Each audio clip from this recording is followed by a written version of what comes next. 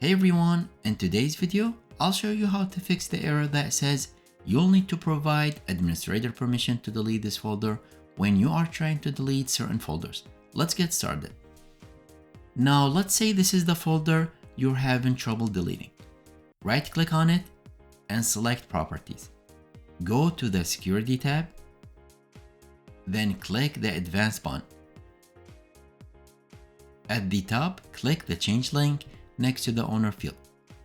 In the new window, click Advanced, then click Find Now. Scroll through the list and look for administrators. Select it, then click on OK and OK again. Now back in the Advanced Security Settings window, check the box that says Replace Owner on Subcontainers and Objects. Also, check Replace All Child Object Permission Entries. Then click Apply, and when prompted, click Yes. Click OK, and then OK again to close out. Now right-click on the folder again, go back to the Properties, then the Security tab, and click on the Advanced button once more. Click Add, then select Principal. In the pop-up, click Advanced, then Find Now again.